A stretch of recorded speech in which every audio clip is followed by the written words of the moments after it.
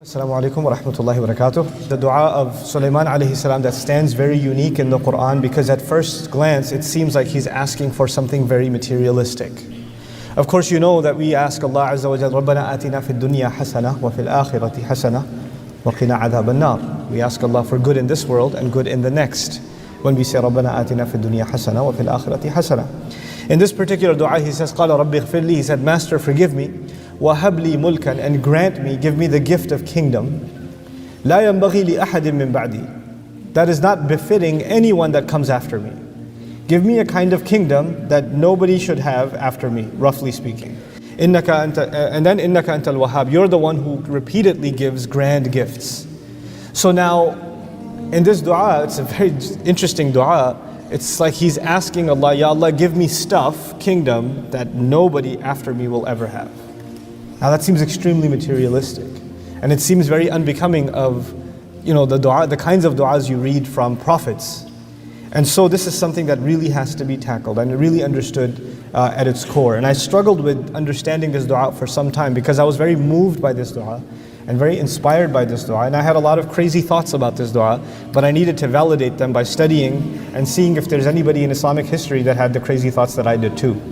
And quite a few mufassirun actually wrote similar things that were already on my mind, and when I got to discuss it with some of my teachers and mentors, they came to some very similar conclusions. But in order to understand this dua, the first thing to understand is where it's placed. And that's why the first session of this day that I had the opportunity to cover with you, I gave you a structural overview of Surah Sad, in which one of its sections, the third section, was dedicated to legacies of prophets. But it's not just talking about prophets, it's specifically talking to prophets as an inspiration to Rasulullah sallallahu alaihi wasallam, number one. And number two, in the context of people that refuse to remember Allah. Because one of the anchors in this surah that keeps coming back is remembering Allah. You remember what Quran, the dhikr, right? And the Prophet ﷺ is now going to be given role models, not only ones who remembered Allah throughout everything, in every circumstance, but also ones that are going to be an inspiration for him on how to remind others of Allah. Now when we talk about this abstract concept of remembering Allah, this is where I want to begin. What does it mean to remember Allah or to engage in remembrance? One of the things I alluded to in my previous talk was remembrance is not just limited to remembrance of Allah. It's also remembering the right thing to do. Remembering our role models, remembering their struggles, taking inspiration from them, remembering the gifts of Allah. It's not, remembering what the gifts of people that have done to us, like remembering the favors of your mom when you're about to get angry at her. Just remembering the right thing at the right time. This is also a kind of dhikr. So the Quran is not just dhikr of Allah, it's also dhikr through that of other things that you're going to need. Reminders that you and I need constantly of different kinds of things. Now, having said that, usually when you and I think of dhikr, we think of somebody sitting and doing the adhkar, they're reciting either tasbih or they're reciting Quran and they're praying, they're engaged in some kind of worship. And this is the context in which you and I think about dhikr. And we're going to broaden our horizon in this session. We're going to think about dhikr in much more broader terms as inspired by these ayat of the Quran. This is now going to start with the story of Sulaiman alayhi salam, which, by the way, interestingly enough, comes right after the following ayah. كِتَابٌ أَنزَلْنَاهُ إِلَيْكَ مُبَارَكٌ لِيَدَّبَّرُوا آيَاتِهِ. A book that we have sent down to you that is full of continual and increasing blessings. It keeps on giving you more and more and more and more. The idea of the kitab being Mubarak is that when we recite the Quran and ponder over the Quran, it is actually going to give us more benefits and it will open up more doors of its wisdom than it did the last time you read it. Hence, لِيَدَّبَّرُوا آيَاتِهِ, so they continually reflect and ponder deeply into its ayat. In other words, the process of reflecting on the Quran will never come to an end until the Day of Judgment. Nobody will come along and say, I have extracted everything there was to be extracted from the Quran. That is not going to happen. Because it is by definition Mubarak. It continues to give more and more and more than what is expected. So there is no such thing as underestimating the Quran. There's never going to be a point in my life where I'll say, that surah, I already studied it. I'm already done with that ayah. I already finished this juz or this section or this story in the Quran. I already know everything there is to know about it. Never going to happen. There are always going to be things that you and I are going to discover about this book. And this is the humility you and I have to have towards the Quran. This is يَعْلُو وَلَا يُعْلَى عَلَيْهِ. It supersedes, it's not superseded upon. It imposes, it's not imposed upon. And we have to bring, I have to bring, you have to bring that attitude to the Qur'an. It's not like any other book. You can master other books. You can master other books. You can't master the Qur'an. The Qur'an masters you. You don't master the Qur'an. You humble yourself and I humble myself before Allah's word. So now with this introduction, which is about the Qur'an itself, he says, لِيَدَّبَّرُوا آيَاتِهِ, so they reflect, ponder deeply into his ayat, وَلِيَتَذَكَّرَ أُولُو الْأَلْبَابِ, and people of sound minds, people who deeply like to think, that they make an effort to really remember. This is the introductory ayah before we get into the story of Sulaiman alayhi salam, who's the son of who? You remember from the last time?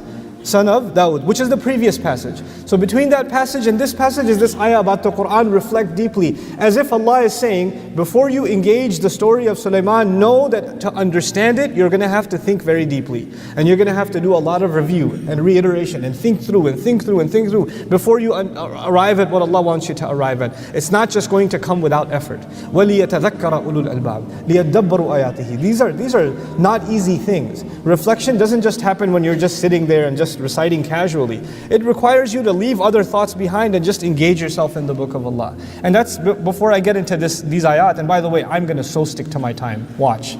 It's going to be awesome. I'm going to be so good with my time. But before I get into these ayat, I do want to share with you one of the most valuable things I learned from a writer, Amin Ahsan Islahi, rahimahullah. He wrote an Urdu book called Mabadi Tadabbur al-Quran, and he wrote something in there that struck me. I read this maybe 12 years ago, and it's been in my head since. He said, he gave this analogy about the attitude we're supposed to have towards the Quran when we study it. And the analogy he gave is, if I were to tell you that I have buried $5 in the backyard, 10 feet deep, here's a shovel. The effort it takes to dig 10 feet is not worth what? $5. But if I were to tell you I've buried $5 million, 10 feet deep, you know what, let's make it interesting, 20 feet deep. Then the effort is totally worth it. You're going to be exhausted, you're going to have die, but you know what, even when you're three feet into it and you feel like you're not making any progress, you remind yourself what this is worth. And you get back in it. And your family is saying, take a break. No, I'll take a break when I'll take a break. When your body can't take anymore and you collapse, and as soon as you wake up, you don't think about food, you think about digging again. Because you know what the effort is worth. In other words, human beings apply effort. By nature, we exhaust ourselves when we know something is worth it. And so he made the argument that if somebody doesn't have time to reflect on the Qur'an, maybe they just they haven't internalized what it's worth. They just haven't internalized what it's worth. Because if they did, they'd drop other things and they'd make time to reflect. It wouldn't be a casual endeavor for them. It would be something totally worth it. And actually the reflection on the Qur'an, أَمْ عَلَى قُلُوبٍ أَقْفَالُهَا, the cost of it, it's not just there's a treasure that lies underneath, which it does. It certainly does. But as a matter of fact, people who don't reflect on the Qur'an, Allah complains they have their own locks placed on them. It's a very serious matter, tadabbur in the Qur'an. It's not a casual thing. It's not something for the scholars to do or for some group of people to do that, the rest of us are off the hook. They can do the reflections for us. As a matter of fact, tadabbur, the idea of pondering over the Qur'an, learning its meanings, learning the basic meanings, studying a tafsir or something like that, but then your own engagement with the book, your heart and soul engrossed in the word of Allah. That is something Allah wanted for every single human being. This is one of the things that makes our religion beautiful, is that we actually don't have intermediaries between us and Allah. Allah speaks directly to every single believer, right? And He didn't impose on us this artificial hierarchy that, unless you do this, and this, you cannot engage with the book of Allah. No, He opened this book to all of humanity. As a matter of fact, He invited all of humanity to reflect on it. And unfortunately, we've got a culture in which we confuse learning from reflection, right? There's a bare minimum every Muslim should try and learn.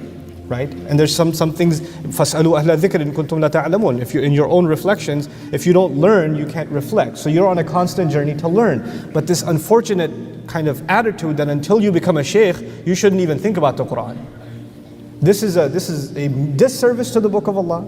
This is not what the intent ever was. There were plenty of people in our history, even from the Sahaba generation, who were not very knowledgeable in the Quran. They knew very little Quran, but whatever little they knew, they pondered over. They reflected over. They constantly mulled over. This is something that deserves our time. And this is not just an intellectual exercise. The Quran makes it very clear. Hearts get locked. It's a spiritual exercise. To ponder over what Allah is saying is a spiritual exercise. And it will open up your heart. Now, having said all of that, وَوَهَبْنَا لِدَاوُدَ سُلَيْمَانَ, we gave the gift to Dawood, we granted him the gift of Sulaiman. So Allah is saying by the taqdeem li Dawood, that Dawood especially, given the things that he had done and the way that he had carried himself, and we already learned that he became a better and better judge in the previous passage, even though I didn't go through the whole thing. Allah decides to give him the gift, him in particular, of Sulaiman. That's captured in the language of taqdeem. It's brought a little bit earlier. And so from it, the Prophet is being taught, sallallahu alaihi wasallam, that the way he's carrying himself, Allah will make sure that his legacy will be continued. That will carry on. Just like we gave to Dawood, who did we give? Sulaiman. Now, about Sulaiman alayhi salam, ni'mal abd, what an incredible slave. This is very important, folks.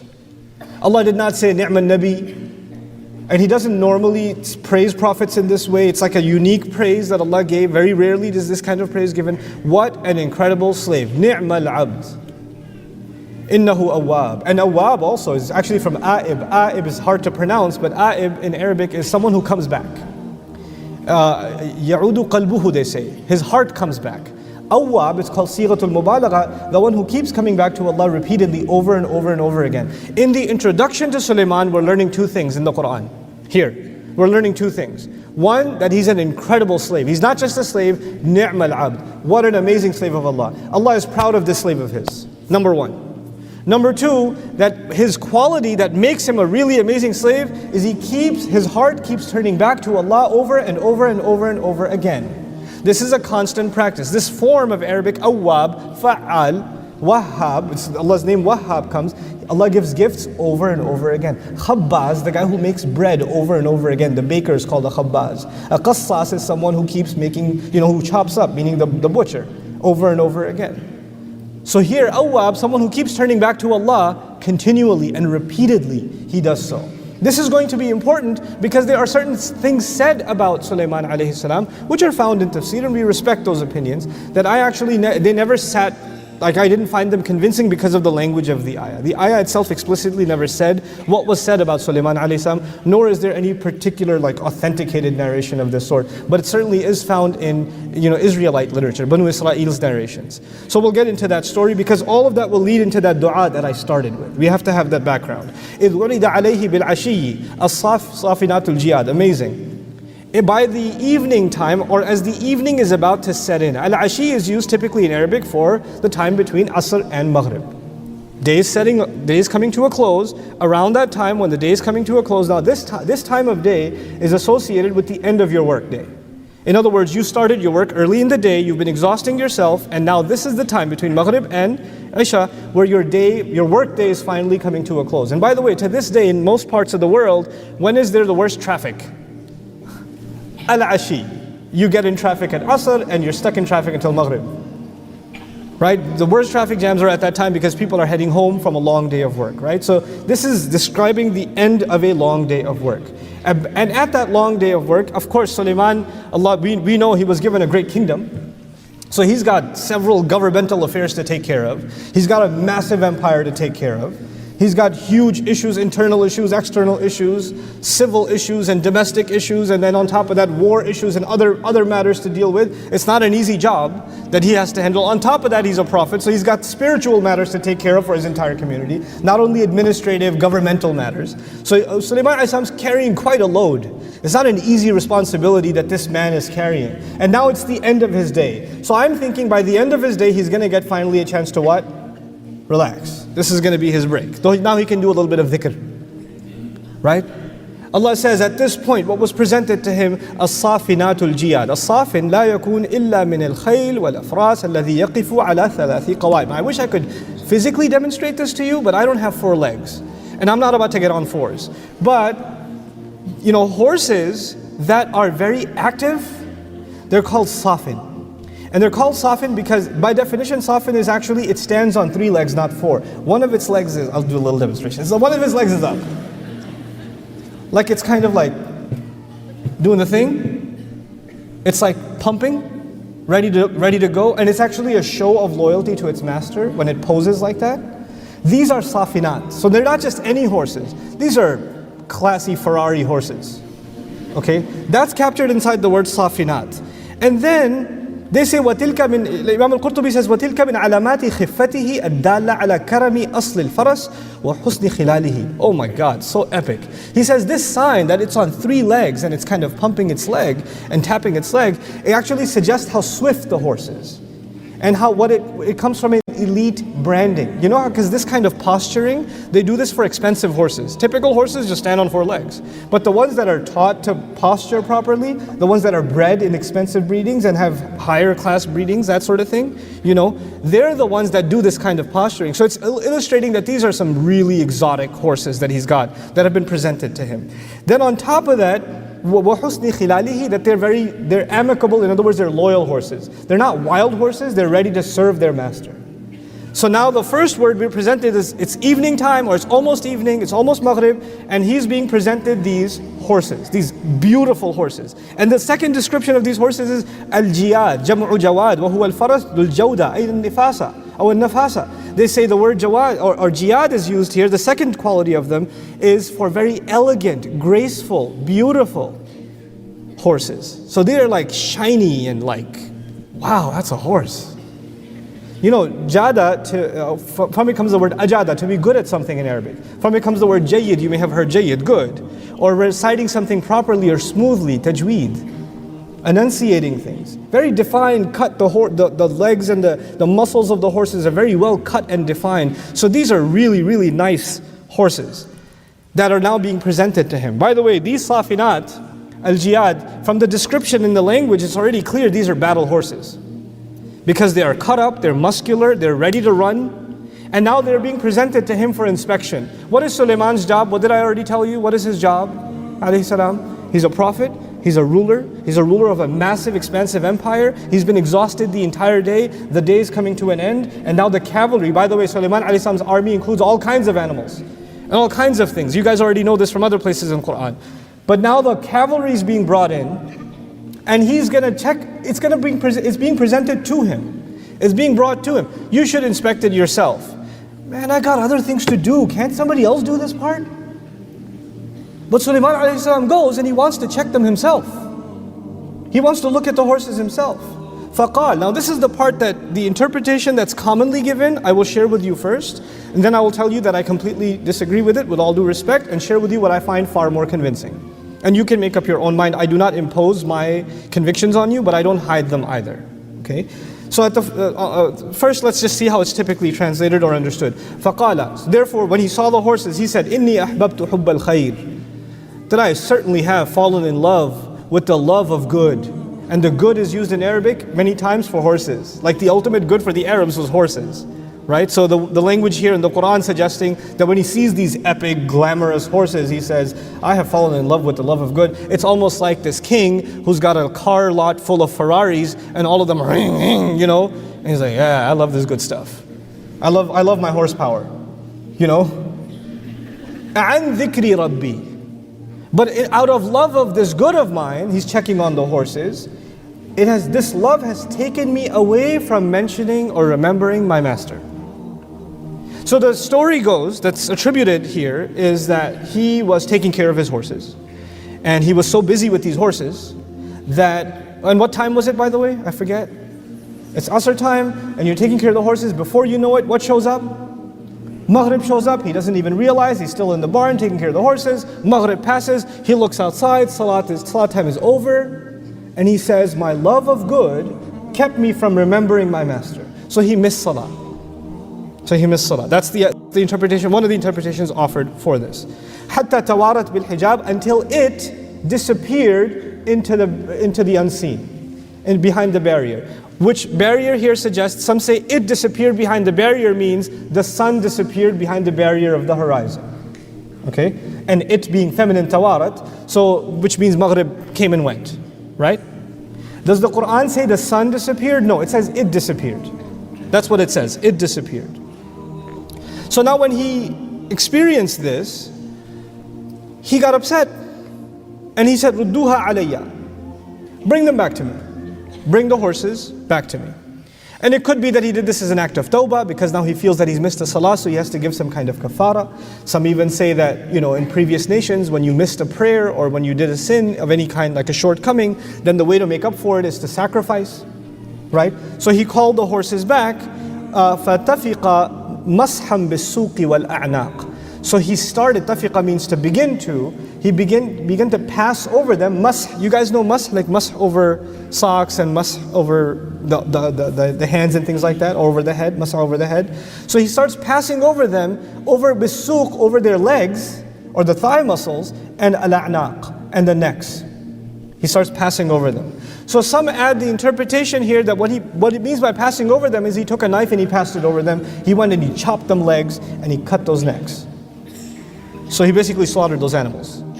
And then the discussion follows in much tafsir that he slaughtered them as an act of sadaqah. Of course, when you slaughter these animals, you're going to give them in charity and so on and so forth, right?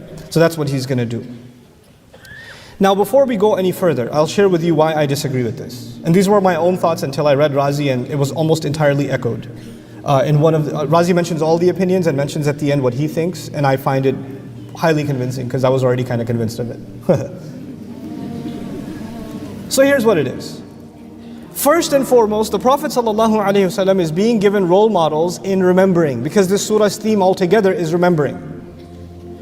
So it defies the idea that Allah's Messenger ﷺ is going to be given a role model who himself forgot what? The prayer. That's the first problem here. The second problem here seems to be that this messenger is from the legacy of Dawood alayhi salam. And Dawood alayhi salam, we know, was someone who kept coming back to Allah, making tawbah himself. That's already been described. And he's a continuation of that legacy. So he's been trained well by his father. And so Allah says, we gave him the legacy. The legacy was carried on by the son. Why would this doesn't seem like a very good carrying on of the legacy if the prayer was missed over something like what? Horses. A bigger problem Razi even mentions is, later on, Sulaiman will be given even a bigger kingdom. Not just horses. Allah will give him the wind. Allah will give him jinns that can dive deep into the oceans. Allah will give him all kinds of resources that are way beyond the resources that are what? Horses. So if the horses were enough to distract him, then there should be far more distraction now. You understand? Like that, it won't add up. But then there's another problem. It's simply solved. He says, actually the word an dhikri rabbi, I have fallen in love with the love of good. Here's where things get really, to me, inspirational.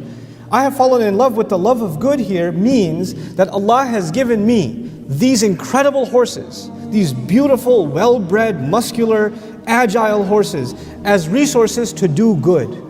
Allah has given me good things so I can do good things with them. So khair actually in the Arabic language and in the Quran suggests two things. It suggests good material things, and it actually also means good deeds. Khair is used for good things and good deeds. Now there's a duality of meaning. I love to do good deeds, but in order to do more good deeds, you need more good material resources.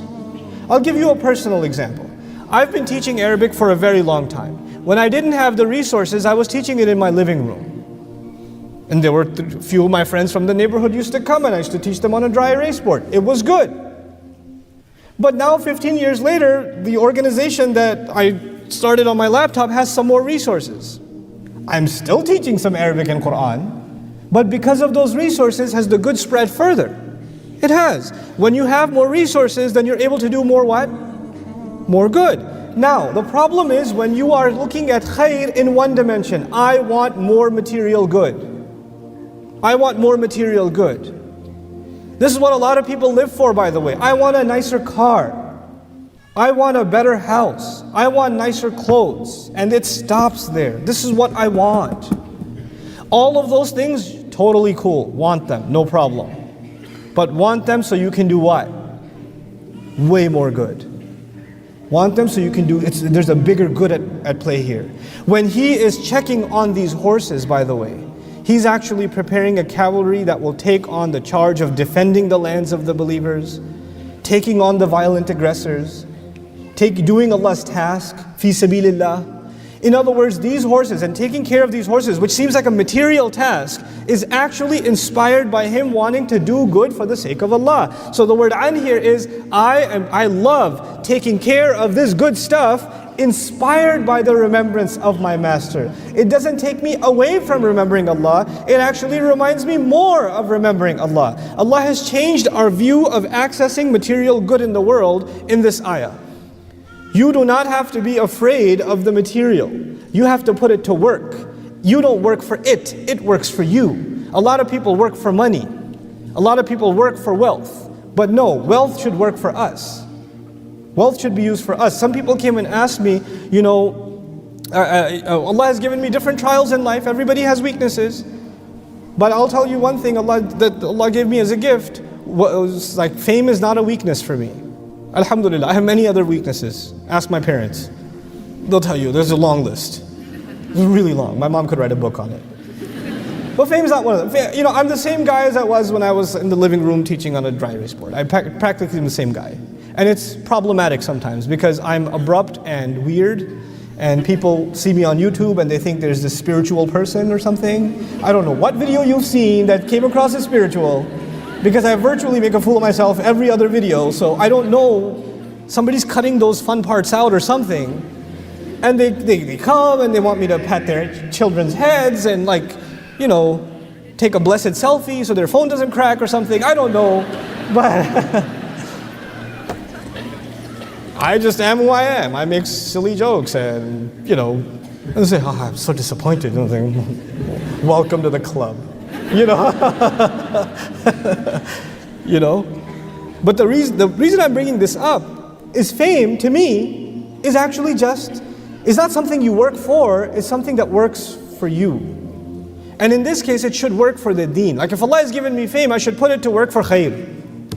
Use it to do something good. It's not a goal, it's a means to a much bigger goal, the khair itself. These horses are not the goal. They may be beautiful. Horses are beautiful. And they were defined with a lot of beauty. It's not like they're ugly horses. They're really nice horses, Porsche horses.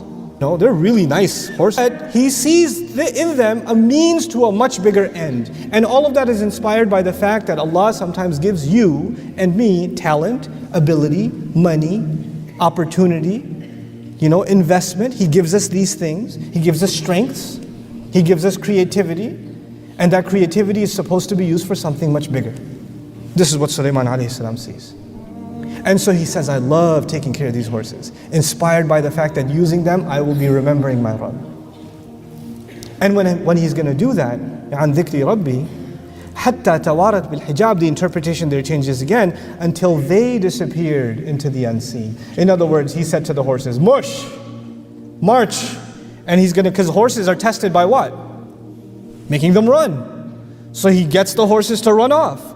And he sees them way out disappear. And tawarat, the tafa'ul pattern suggests, and that's why the sun is also lesser likely, because tawarrat would have been the word. Tawara is when two or more parties are involved. So horses are racing each other, and together they're disappearing out into the horizon. And the evening time is coming. So the horses have gone off. It's like a race. And as they've gone off, he says, bring them back. I want to see which one of them is tired, which one of them is doing well. رُدُّوهَا عَلَيَّ, bring them back to me. فَطَفِقَ مَسْحًا, then he starts. Now how do you check on a horse? I don't know much about horses. But we do have a few barns near where I live, because I live in Texas and really have barns. And gun stores. We have gun stores. It's amazing. I don't go to a gun store looking the way I do, but anyway, so I already got Abdul Nasser going to mountains to deliver supplies, not going to a gun store anytime soon. Anyway, so now he brings the horses back. You know what, you pat them on the neck, right? This is the a'naq, and you kind of pat their legs, and you rub their legs, because the legs are the ones that get tired, they do all the work. This is someone who checks on horses, knows the horses, that's what they do. So he starts patting them on their legs and their neck. He's literally taking care of these horses. Allah is teaching us, when Allah gives you resources, Allah gives you good stuff, you should what? Take care of it. Take care of it. Because you're going to use this to spread Allah's word. You're going to use this to serve this deen. Whatever resources Allah has given you, you take care of them. If you do all of your da'wah on your iPad, keep it clean. Because that's what you do use it for Allah's work. If Allah has given you the ability to speak, to maybe teach, maybe you teach some friends in college, maybe you teach some people at home, dress your best. Because you have to be your best when you do Allah's work. Allah didn't give him broken down old horses, like Buick horses. He gave him Ferrari horses.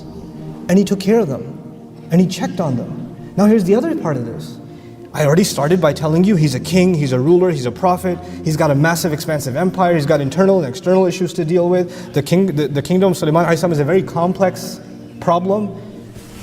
So this should be a micro task that is not befitting him. He should get some servant to do this for him. Just make sure it gets done, isn't it? But he realizes something. No matter how big he gets, there are some things that he just still wants to have his hands directly on. He doesn't want to lose sight of who he is. And he doesn't want to lose sight of the fact that no task is insignificant. He wants to leave himself as a role model for his followers because he's also a prophet. And for a prophet, serving Allah is never beneath him. It's like the CEO saying, that's the secretary's job, I'm not going to do that. No. Or the imam saying, that's the janitor's job, vacuuming the masjid. I'm not going to do that. That's beneath me. My job is to give the khutbah and I'm going to leave. I got the VIP tasks, you got the lower end tasks, right? In this ayah, what we're learning is that Sulaiman alayhi salam, given the status that Allah had given him, he did not actually make a distinction between the smallest of tasks and the biggest of them. You learned this about Sulaiman alayhi salam on multiple occasions. You know how big his army is, right? And it's got birds, it's got, and birds, if you've ever seen birds flock, they're countless, literally countless. And you find another place in the Quran, he sees the flock of birds, thousands in number, of different species. He says, Mali la ara al-hudud. I don't see hudud. He knows the bird by name. How does he know this bird by name? And how does he know this one bird is missing? Do you understand how meticulous his leadership is? That he checked on this one bird that came late? One bird. I teach class. I used to have 60 students. For 9 months I had 60 students. By the time you're done with 3 months, you know every one of them. You know where they sit. You know who's absent and not absent, but you know some of them. You only recognize them because they ask dumb questions. They ask questions from 2 days ago. I have a question. So when you're expecting it about 7 minutes into the class, you're going to get, I have a question. And you don't get it, then you say, hey, where's Bilal? You only notice them after you had an expectation. But Sulaiman's, his insight, his view of his flock, his followers, it's incredible. And so what we're learning here is that you and I are never too big for the little things. We're never too important for the little things. There's no such thing as insignificant. There's no such thing as an insignificant task. If it's important, patting on the neck of a horse and patting its leg is important enough to be put in the Quran as an ayah, come on. That's a pretty big deal. That's Allah's way of teaching that don't belittle the tasks that you do. Sometimes you're involved in work for the deen, like you're working for an Islamic organization, a da'wah organization, an Islamic school. There are lots of people that help put this program together, for instance. I'm standing here on this stage with the mic behind me, but there are people that are running cameras, there are people running logistics, there are people checking emails, there are people answering questions, there are people running security, there are people, all these people, and you guys don't see them, you guys just see the guy with the lights on them. But you know what? What they do is not any more or less insignificant than me. It's all one team, it's all one group of people, and to Allah, they're all on stage. Like to you, I'm on stage, but to Allah, they're all on stage. And actually to Allah, some of the people that are in the back babysitting children may be far more valuable than me. Because that's how Allah gives value. No task is insignificant. I'm just a volunteer. No, you're a volunteer. That's a big deal. You understand? There's a significance being given to these resources. Now let's move on. So these horses disappear, he pats them, and now we're learning that Sulaiman alayhi salam, at least what we learn now, the day is over. And when the day is over, what you'll expect from any normal human being is they're going to be exhausted. They're going to be completely overwhelmed. I mean, imagine the amount of pressure this man has on him, alayhi salam. And so I'll offer you the interpretation of the next ayah, what I find most convincing, instead of going through all of the opinions. وَلَقَدْ فَتَنَّا سُلَيْمَانَ. We thoroughly tested Sulaiman. Sulaiman was tested on every front, alayhi salam. وَأَلْقَيْنَا عَلَى كُرْسِيِّهِ جَسَدًا. Literal translation, we threw on his throne or his chair, we threw a body that looks almost like it's lifeless. The interpretation I find most convincing is literally that Allah Azza wa Jal threw him on his throne and he's so exhausted that he can't even get up. He's so burnt out by the work that he has to do. Allah has given him an incredible amount of resources and he's so enthusiastic about taking care of the smallest task to the biggest task, and that's just humanly really difficult to pull off. That's just way too much responsibility for one person, to the point where he's just collapsing. He can't even stand up. He's just thrown on his chair. And as he's, lies there, by the way, when you're that exhausted and you're in a position of leadership, that's when you start complaining and go in a bad mood. I'm so tired. I don't have any good help. Nobody even helps with the horses.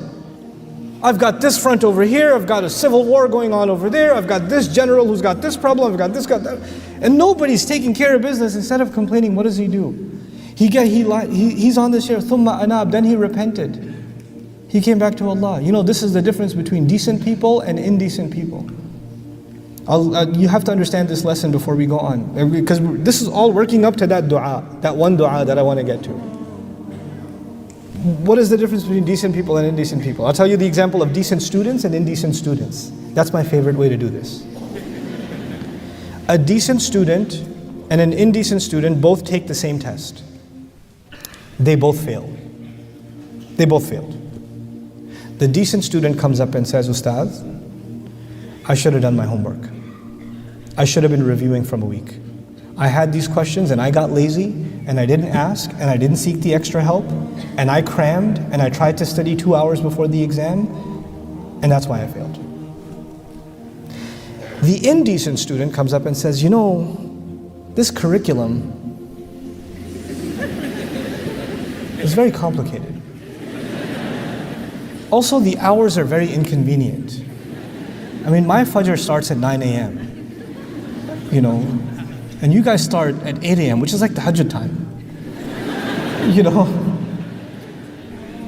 Also, where I'm sitting in the class is very inconvenient because there's a really skinny guy on this side, a really fat guy on this side, and it's just awkward for me. And and it's Texas, it's really hot. And also, Ustad, sometimes you're really boring. And that's why I can't pay attention. And also.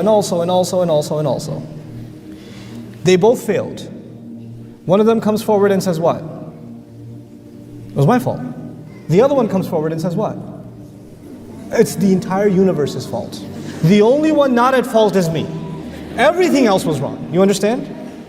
Now I'll give you another example of decent and indecent people to understand this. You did your very best. You did your very best. You put every ounce of effort in, for example, putting a program together. Right? You did the advertising, you did the marketing, you did the logistics, you did the paperwork, you did this, you did every dot was every T was crossed, every I was dotted, every single detail was taken care of, and yet the program got canceled. It didn't work out. Decent people, who do they blame? Even though they did everything right, you know who they're going to blame? Themselves. I must not have done something right. They blame themselves. Indecent people, everybody else. Is Sulaiman alayhi salam exhausted? And if he's exhausted, he's thinking, if I'm so exhausted, I won't be able to do other work. And by the way, people like that, they don't end the day and say, thank God there's nothing more to do. People like that, when they lie down in bed or sit back on their chair, what are they thinking about? The 80,000 other things that did not get done, isn't it? And now he doesn't even have the energy to get up and get those things done. So at this point he's feeling incapable, and yet he realizes, he acknowledges something about himself. It must be something wrong with me that Allah didn't give me the energy to be able to do this. So he starts repenting to Allah. And then he says to Allah, this is the dua. This is the dua that this session is about. قَالَ رَبِّ اغْفِرْ لِي. He said, Master, forgive me. Forgive me for what? He did everything right. He exhausted himself in Allah's service. This is the attitude of someone who will serve Allah's deen inspired by the Prophet Sulaiman alayhi salam. You and I, whatever we do to help make the world a better place, whatever contribution you make, it's not going to be perfect because we're human beings. He's not asking forgiveness necessarily for sin. He's asking forgiveness that his good may not have been good enough. It's a big difference, guys. Big difference. You know, this is the same reason that you have Ibrahim alayhi salam, after passing all of his tests and building the Kaaba, saying, Tub alayna, accept our tawbah. Tawbah for what? Building the Kaaba? That's a good thing. But maybe I didn't put the brick just right. Maybe I didn't do this right. Maybe there was something missing. It's Allah's house after all. A lot of pressure. Maybe I wasn't perfect. Accept my tawbah. Accept our tawbah. We're going to do good things, and instead of patting ourselves on the back, we're going to do good things and say, Ya Allah, forgive the shortcomings even in the good things that we did. I have to hold myself and you have to hold yourself. Those of you that are still awake, right, might come up to me because you feel bad for me and come up and say, Ustad, that was really nice. And even if you say that was really nice or you don't say it, whether everybody said that was really great or nobody said it, I have to ask Allah for forgiveness because I know it could have been better. I have to know I could have held myself to a higher standard. This is what people have to push themselves to. They have to keep pushing themselves. They don't have to be perfect. They don't have to be the best, but they certainly have to be better. They have to keep pushing themselves to be better. Master, forgive me. Then he says, وَهَبْ لِي مُلْكًا, and then give me the gift of a kingdom. لا ينبغي لأحد من بعدي. Ya Allah, give me the gift of a kingdom that is not becoming, it doesn't fit anyone that comes after me. Yeah, by the way, mulk in Arabic has a couple of meanings. It means kingdom, it actually also means qudra, capability. Ya Allah, give me the capability that nobody after me will have. Why? Because I have more resources right now. I have more at my disposal. I have more ability to do more good than anyone has ever had. I've got this incredible opportunity. I just don't have the energy, the capability to take care of all of this and put it to use. What good is having, this amazing machine, but you don't have the strength to operate it? Ya Allah, I need the strength and capability to operate this machinery, so give me the energy to make full use of the resources that you've given me. Give me the power to do that.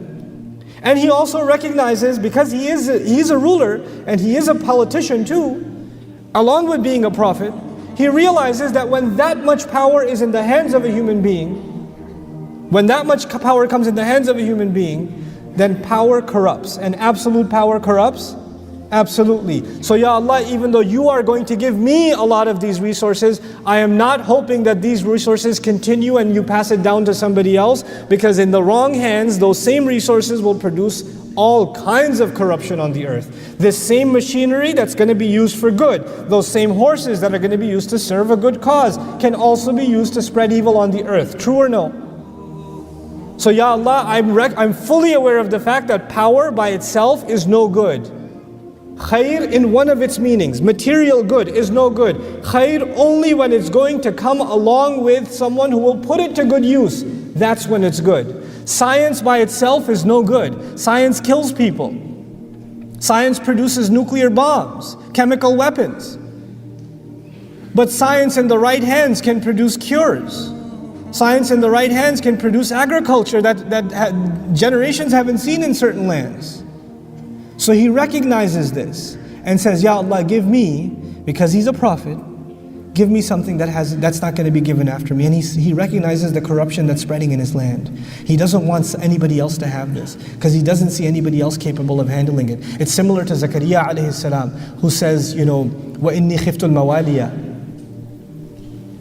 الْمَوَالِيَ. I fear the ones who are going to take over after me. They're not qualified.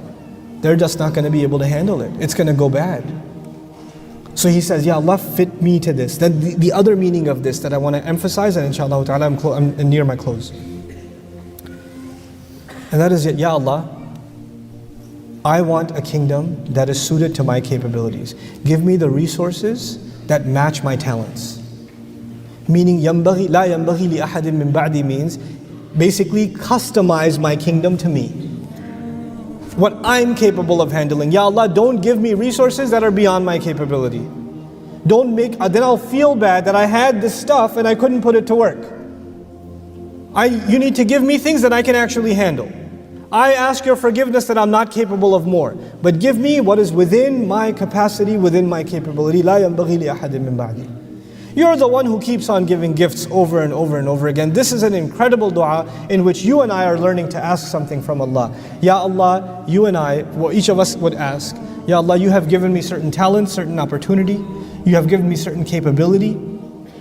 You have given me certain wealth. Now Allah, give me the strength, the will, the moral will, the spiritual strength to put this stuff to good use in a way that is fitted perfectly for me. You know what that also tells you? The good that I'm going to do, I cannot compare with the good that you're going to do. What Allah gave you is not the same as what Allah gave me. And so the way you're going to put your goodness to work is not the way that I will put my goodness to work. And there is no comparison. It's not for anybody else, it's for you. لا ينبغي لأحد من بعدكم. يعني بعد بمعنى دون هنا كذلك. No, other than me, it's not for anybody else. I'm just asking for myself. We're learning in this dua that we don't ask Allah for things that other people have. We ask Allah for things that are best for ourselves. Don't live a life of comparison. Don't live a life of comparison. Get Allah to give you what is right for you. وَلَا تَتَمَنَّوْا مَا فَضَّلَ اللَّهُ بِهِ بَعْضَكُمْ عَلَى بَعْضٍ. Don't wish for things that Allah has given other people preferences over you. And sometimes Allah gives other people things that He doesn't give you. But you will have to ask Allah from within what He has given you. Give me something that I can put to work like nobody's business.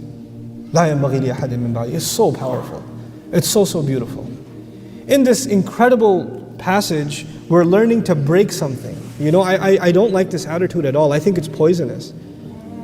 The poisonous thing is, I don't want dunya, I just want deen. Where did you get this idea? I don't want dunya, I just want deen. And what does that even mean? Well, I just want to do something for the akhirah. I just want to pray. When he was doing dhikr, what was his dhikr? Patting on horses and watching them race. That was a spiritual exercise for him, was it not? What are we learning? We're learning that engaging in this world and excelling in this world for the right reasons is deen. Engaging in this world. One of the most inspirational places in the Quran that I can't get over is even the ayah of dain, the ayah of loans, the longest ayah in the Quran, business transactions. Business transactions. You don't get more materialistic than business transactions, people. And yet the guy who knows how to write the loan contract, فَلْيَكْتُبْ مِمَّا عَلَّمَهُ اللَّهُ. He should write based on what Allah taught him. Allah didn't teach him. He learned how to write business contracts from the people who taught him how to write business contracts. And it's not a spiritual education, it's an education in finance and accounting. And Allah calls it, Allah taught him. The same verbiage that's used for Allah teaching the Quran. مِمَّا عَلَّمَهُ اللَّهُ فَلْيَكْتُبْ. He gave nobility to even someone who learned business transactions as something spiritual if it's done for the right reasons. We don't separate worldly life from spiritual life in this Islam. We don't. We submit our worldly life to a higher goal. We excel in this worldly life for a higher goal. Your career should mean something more than just putting food on your table. Your educational aspirations, the young people that are sitting here. What is your life going to be worth?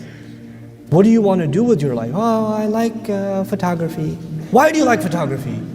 What are you going to do with photography? You can like photography, but have a vision, have a purpose. That is khair. I kind of like it. Not good enough. Give me something real. Produce something. Have a vision for something. Ask Allah to give you capability to actualize your strength, your talents. And so, having said this, I want to tell you what Allah did for him. He says, فَسَخَّرْنَا لَهُ الرِّيحَ. We subdued the wind for him. تَجْرِي بِأَمْرِهِ. That flows whenever he commands. He tells the wind to flow, it flows. رُخَاءً. Softly and swiftly. حَيْثُ أَصَابَ. Whichever specific direction he wants it to go. Not only does he have an army, he also has a navy. When you have a navy, you have these major ships. And back then they don't have engines. So how does the ship sail? With the sails, right? And if the wind is going in the wrong direction, it's much harder to sail. He can actually tell the wind, 45 degrees, due north. And it's going to go exactly where it wants him to go. And then he reaches a point where they want to fish.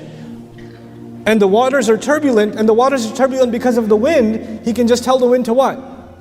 Stop, we're parking here. And he can turn the middle of the ocean into a parking lot.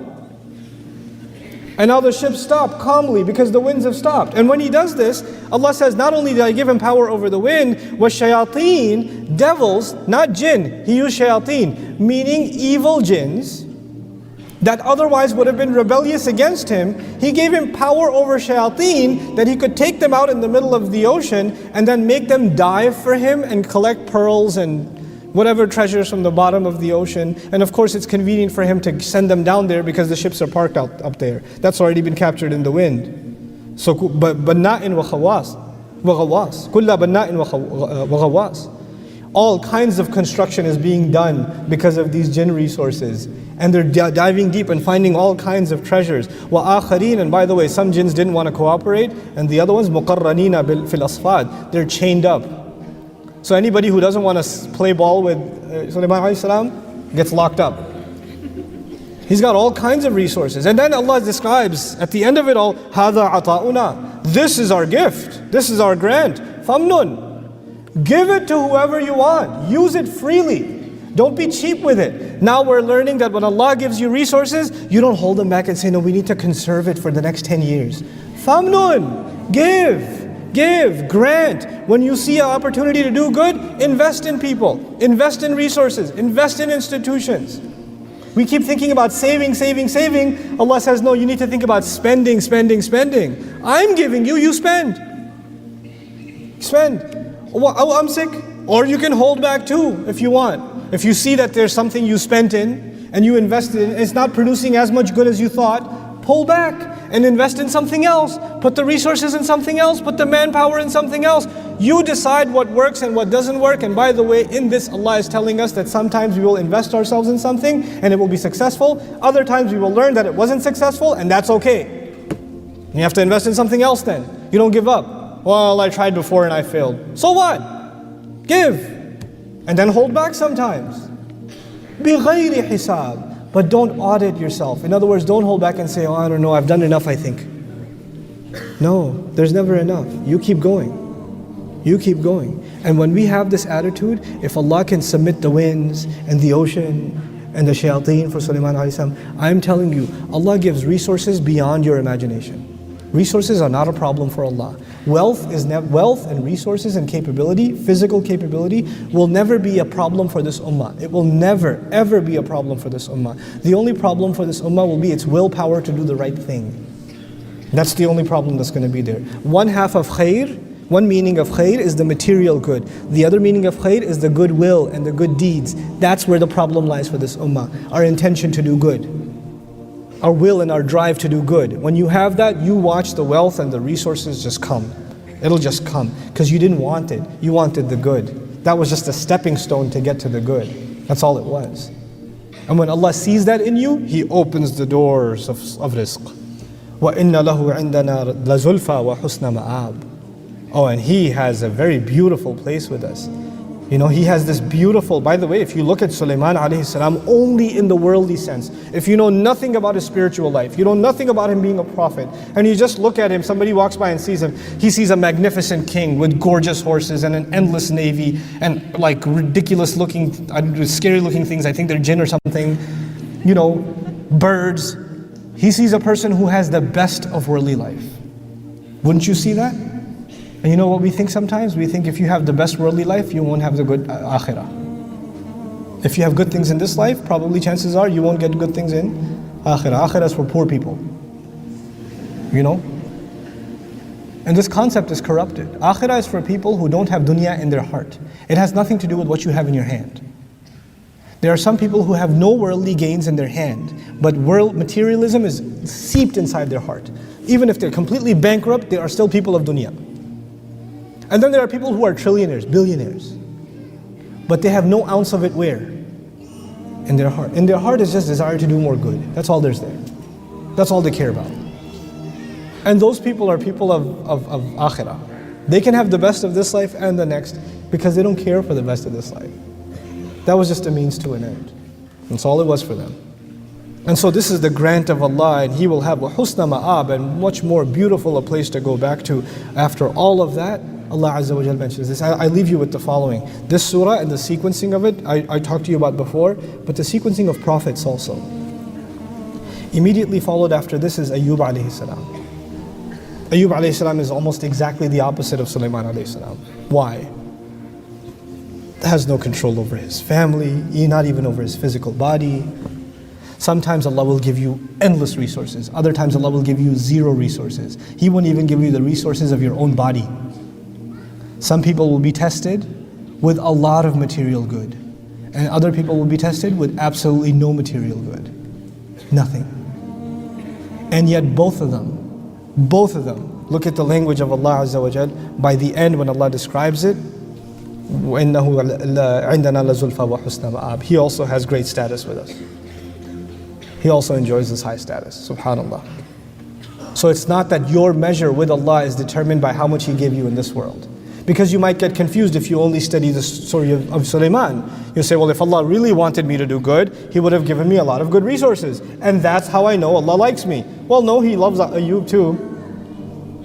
So Allah gives tests, sometimes with good, and sometimes with harm.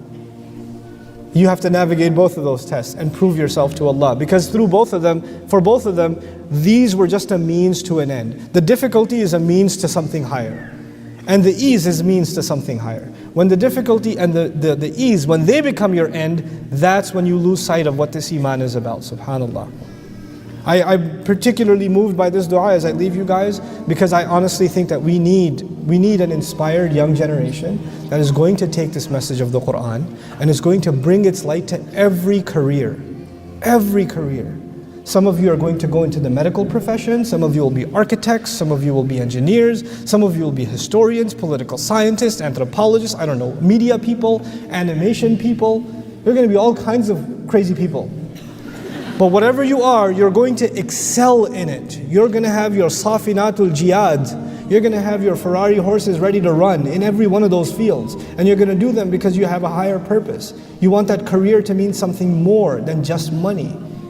You want it to mean something much, much bigger. And you want to show the excellence of Islam and the fact that you can live a life of dhikr no matter what career you do, no matter what path you take. You will still live a life of dhikr. And you will not forget Allah Azza wa Jalla. And you will exhaust your resources until they depart into the sunset, and still you'll want to give more and more and more. And even if you do hit a setback, it won't stop you from giving. You will make smart decisions, you'll learn from your mistakes, and you'll keep on moving forward. This is what the Ummah needs right now.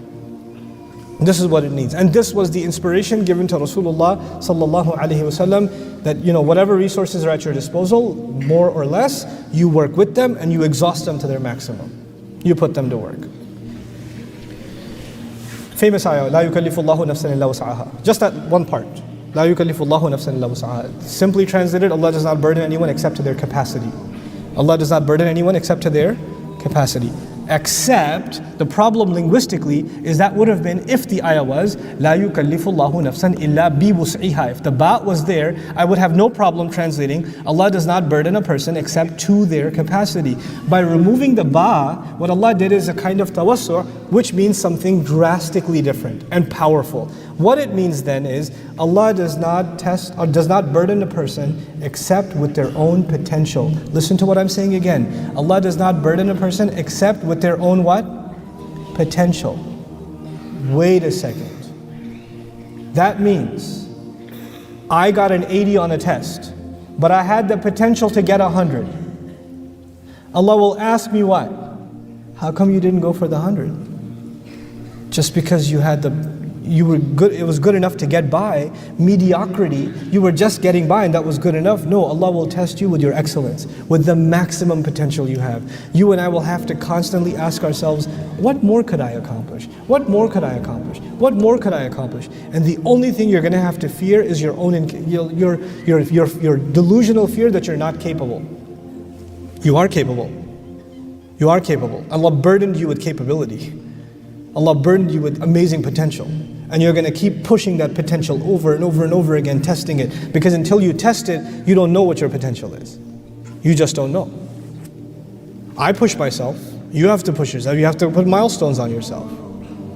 My next target is I want to know Hebrew in a year. I want to know it. I'm going to study it. Because I want to do some research into the Bible, the Hebrew Bible, for myself. I mean, I could just go ask a rabbi, but I want to sit with the rabbi, show him the verse in the Hebrew Bible and say, hey, translate this. Because I got my own translation. What you got? You know? I don't know if I can do it, but I'm going to push my potential. Set goals for yourself and push yourself. Not luxuriously, hard goals for yourself. You know? In your spiritual life, memorizing Quran, in your prayer, in your dietary habits, everything. You have to excel in everything. Muslims have to excel in everything. Sulaiman alayhi salam could not be doing what he does if he wasn't in great shape. If he was eating rice and oily food all day, he would not be taking care of battle horses. If he wasn't doing exercise and staying fit, you don't do what he does. You don't do what the prophets do if they're not in great shape. Physically, spiritually, intellectually, we have to push ourselves on every front. Every front. That's part of what Allah expects from us. That's what I want to see in this generation, Insha'Allah ta'ala. There's people that just, other human beings look at them and say, wow, they're good at everything. These guys are just good at everything. I want to be like them. May Allah Azza wa Jal inspire all of us to excel in everything that we do, based on His beautiful book,